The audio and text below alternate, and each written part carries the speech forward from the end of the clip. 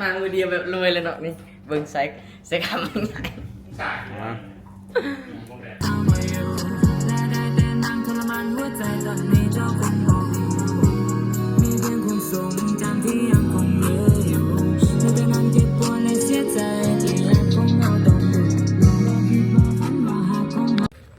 นี่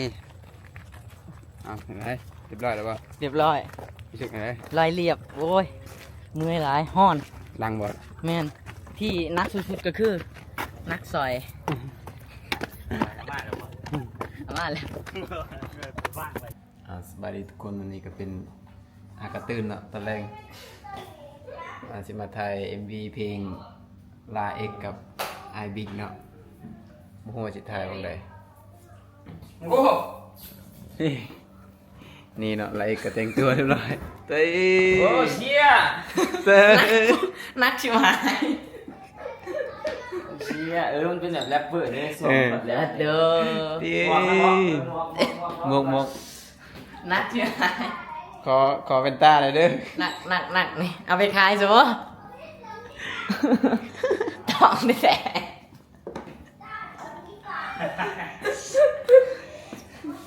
นี่สลับบ่ เชี่ยแรปสารวัตรนะเยอะใส่แล้วไหม คุณเอาไปใช้ตอนห้องพูน หมอคอยจะถ่ายนะ ว่าตัดโด นี่เลยเอาเป็นแบบ เฮ้ย ปุ๊บไปเลย มามือเดียวแบบมามือเดียวแบบรวยเลยวะนี่ โอ้คืออยู่ อุ้มมาตัวนี้คืออีก เชี่ยใช่สอนครูวะ มัดห้องเพลงอ่ะใครจะปลาอีก ครั้งแรก เดี๋ยว ใช่เหรอเป็นตา บอกนะ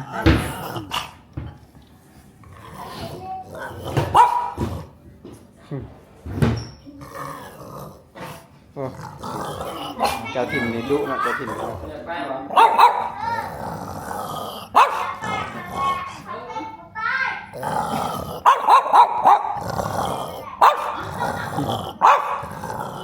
รู้สึกจังได้ หนัก หนักไง หนักยังอีกนี่โรเล็ก ใส่ จีสอบใส่ ยี่สิบทางไหนใส่ทางนี้ครับทางนี้ดิ ทางใดก็ได้คอยกับพูดแล้วเนาะ ปิดใส่ดูมาเบิ่งดูปิดข้างหลัง ถึกแล้วนะโอเคเนาะกำลังแต่งตัว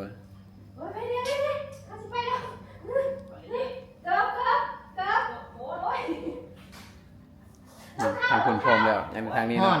ะ น ไปเรียบร้อยป่ะเป็นตาใช่ป่ะเป็นตา เอ้ยสู้ นี่หนักเบิ่งก่อนยังออกก่อนวัน โอ้กัก นี่มันเป็นแรปเปอร์ อาศิลบอนี่ใส่หมวกใส่หมวก หนักกว่าโซรถจักรอีกเนาะ เอ้ย เดี๋ยว คักแรก เอาเล็กลงนิดเดียวครับนิดเดียวนะครับ ใส่ไปได้นะ เอาสิไปสิเดินทางแล้วบัดนี้เนาะ เชี่ย ไปกระพร้อมแล้วเนาะนี่ พาเมียเลยมึงไงนี่ มามือเดียวแบบรวยเลยเนาะนี่เบิ่งใส่คำมันไง เอา มามือเดียวแบบรวยเลยเนาะนี่เบิ่งใส่คำมันไง เอาไป โอ้ย โอ้ย ฮอนเด้ เบิ่งแต่หัวหัดตีนเลยเนาะ กดออกไปใช้ตอนถ่ายเป็นยังเนาะ แต่ตอนนี้แหละเอ้ยอยากเบิ่งเนาะ อ๋อ เอาสัมผัสนะรู้สึกจังได้มื้อนี้ รู้สึกแบบมามือเดียวแบบรวยเลยเนาะพี่น้อง นี่หน่อย ใช้คำโคตรใหญ่เลยเนาะ แหม เบิ่งเกิบนี่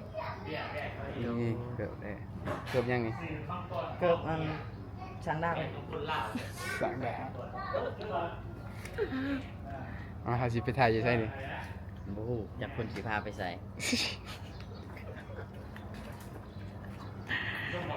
นี่แรปเปอร์พี่น้อง ลาปลาเดี๋ยวเร็วตาย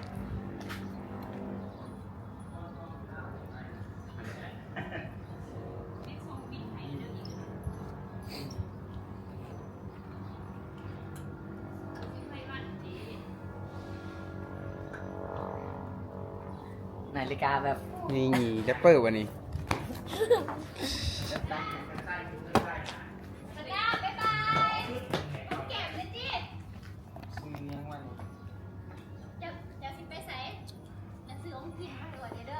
หัวเด้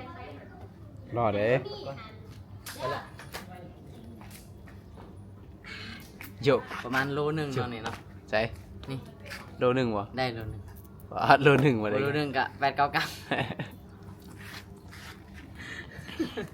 นี่แรปเปอร์ให้ นี่แรปเปอร์ไปก่อนเป็นแรปเปอร์เอาตู้ขึ้นรถเบิกก่อนแบกตู้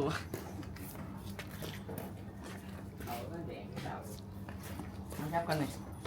เอาใช่แล้วนะโอ้ยเนาะ มันฮ้อนนะไปใช้กัน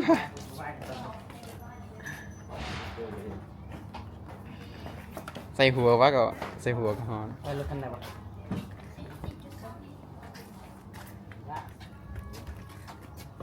ไปรถคันนี้บ่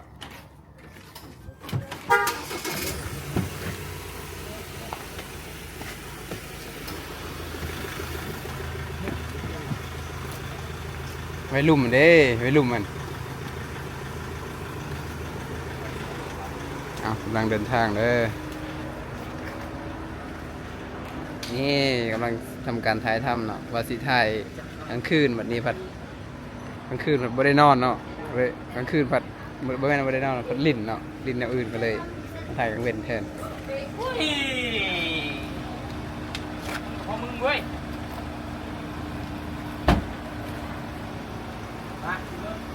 อันนี้ก็มันจะบงโมงเนาะเป็นไง วงบ่ออกมาจากโมงใส่ซื่อๆเบิ่งเห็นเบิ่งบ่ออก ใส่ใส่ซอยในรถมันมา ว่าเอาหาสิขึ้นรถแล้วเนาะ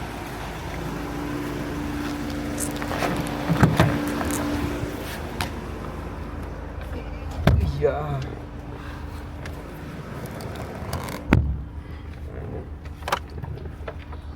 ขนาด4 โมงเลยเนี่ยเนาะ เดินทางคือจะ คำเลยเสื้อขายให้ได้เกิดขาย ประจ้าขายเลยบ่บ่สูงเสียหายได้เกือบหายบ่ได้นะ ไป โอ้ย โอ้ย ฮอนเด้ เบิ่งแต่หัวหัดตีนเลยเนาะ กดออกไปใช้ตอนถ่ายเป็นยังเนาะ แต่ตอนนี้แหละเอ้ยอยากเบิ่งเนาะ ฮอนเนาะ เอาสัมผัสนะรู้สึกจังได้มื้อนี้ รู้สึกแบบมามือเดียวแบบรวยเลยเนาะพี่น้อง นี่หน่อย ใช้คำโคตรใหญ่เลยเนาะ แหม เบิ่งเกิบนี่ นี่เกือบได้เกือบยังไง เกิบมันช่างได้ สั่งได้อ๋อเขาสิไปถ่ายอยู่ใช่นี่ โอ้โหจากคนขี่พาไปใส่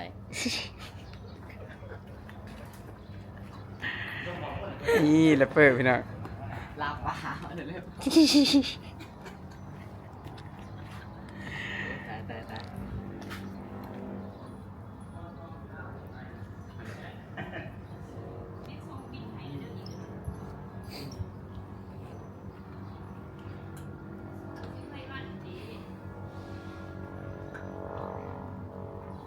นาฬิกาแบบ นี่แรปเปอร์วันนี้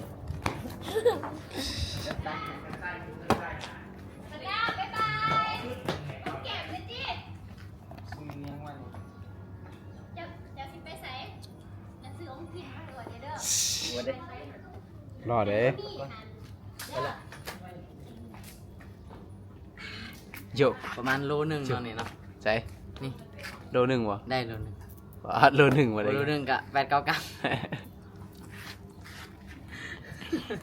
นี่แรปเปอร์ให้ นี่แรปเปอร์ไปก่อนเป็นแรปเปอร์เอาตู้ขึ้นรถเบิกก่อนแบกตู้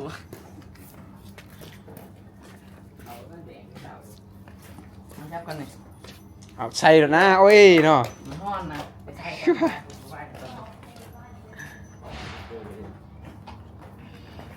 ใส่หัววะก็ใส่หัวก็ฮอน ไปรถคันไหนวะ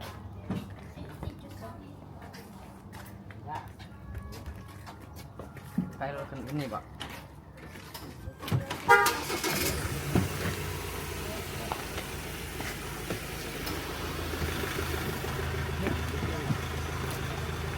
วัยรุ่นเด้วัยรุ่นมันเอากำลังเดินทางเด้อ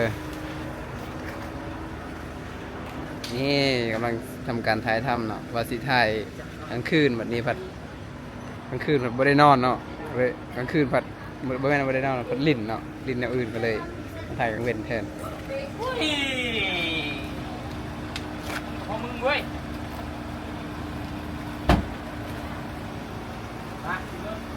อันนี้ก็มันจะบงโมงกันเนาะเป็นไง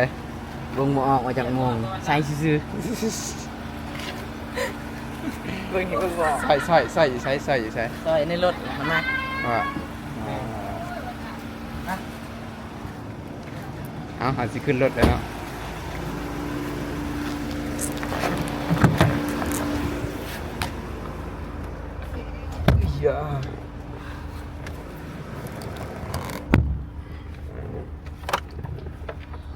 ขนาด4 โมงเลยเนี่ยเนาะ เดินทางถือจะ คำเลยเสื้อขายให้ได้เกินขาย ประจ้าขายเลยบ่บ่สูงเสียหายได้เกือบหายไม่ได้เบิ่งบรรยากาศพี่น้องอากาศตอนแรงๆเนาะประมาณแรงๆ3-4 โมงเลยอันนี้ก็สิมีดอกจำปาหลายพี่น้อง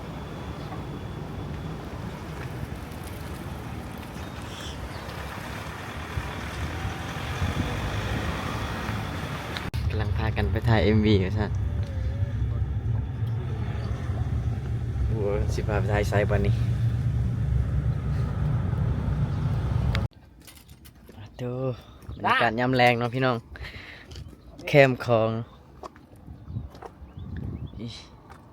ปากซีแคมป์ของพี่น้องตอนนี้ก็กำลังพากันสิถ่าย MV เพลงอยู่ในนี่แหละเนาะเบิ่งกำลังจัดเกียมของกองถ่ายเนาะที่สิถ่ายเพลงจังหน่อย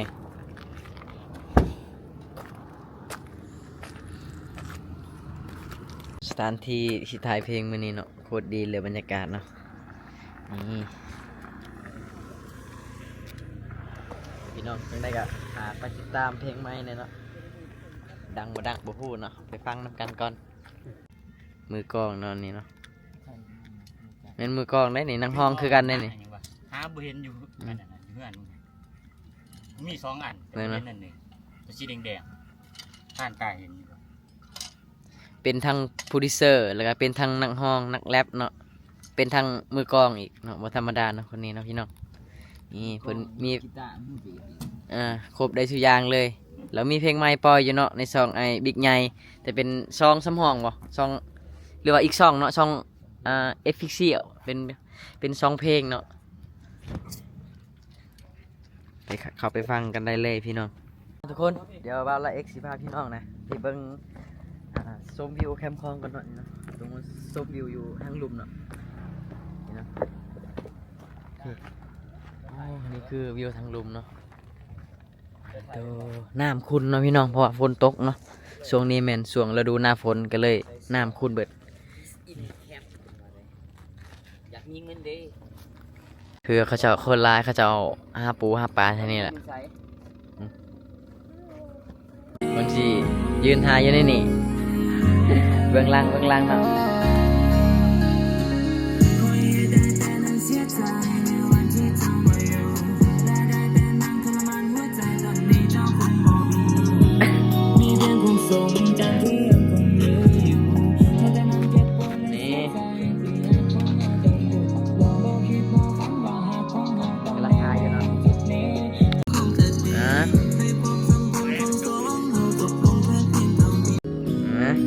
ห้องแล้วทอนบิ๊กใหญ่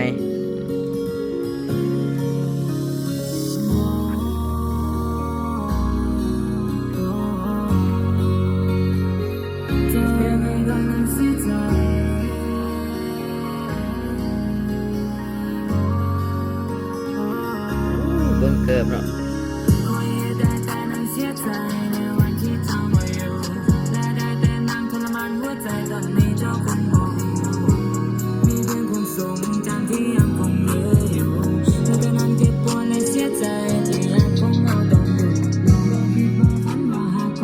พี่น้องรวยขนาดเนาะไอ้ซอยคำในเลย อยากไปขายกินเบียร์ซะบ่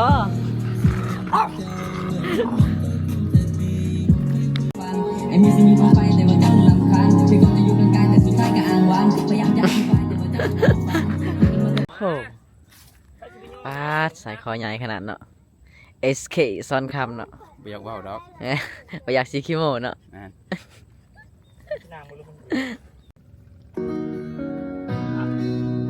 ยอดครับเลย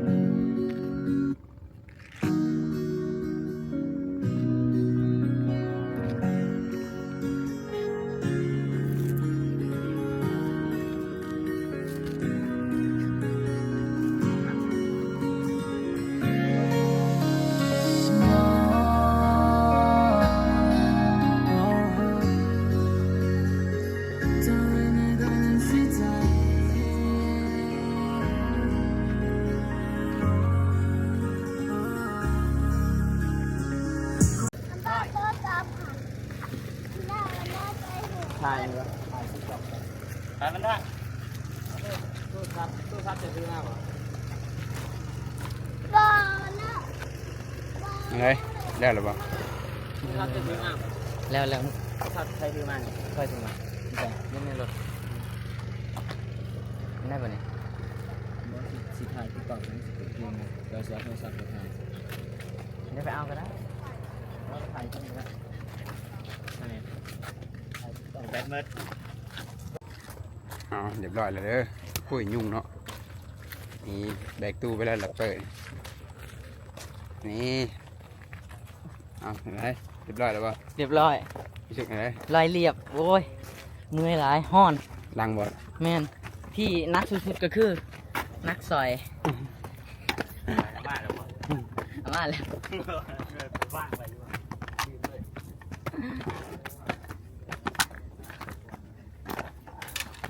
คุณภูนี่ก็เมื่อยเนาะโอ้ด่า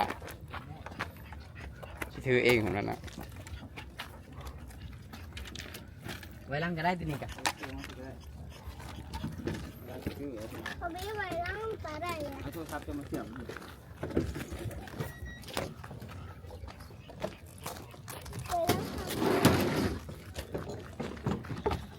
ลูกเขาขนาดต้นนี้ เขาขี่ล้างได้ปะ โอ้โห ขี่ล้างได้ปะได้ปะ เตรียมปีกเลยคาราเตรียมแพง เขาบอกเขาถึงแน่เลย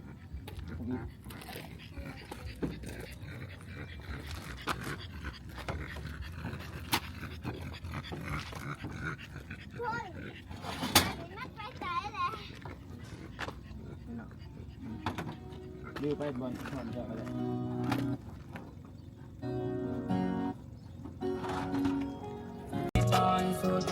ตอนนี้ก็ถ่ายติ๊กต็อกเนาะ เวลามันเปลี่ยนไปหัวใจคนก็เปลี่ยนตามและคอยก็หูดีแก่ใจว่าโตคงคอยมาหมดดีๆทุกอย่างที่แนวหลังเจ้าไว้นั่งเฝ้าห้องให้ไปยังเจ้าหนึ่งคืนกลับมา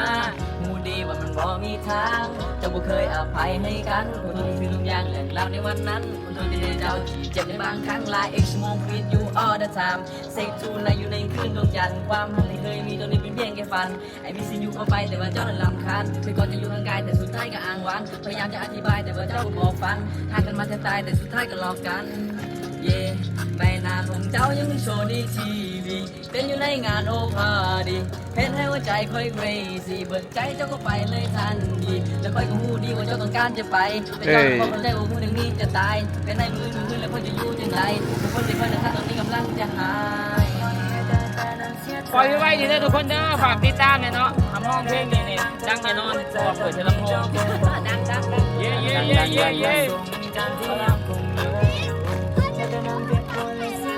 ไอ้ที่ดอกคิดกันนะ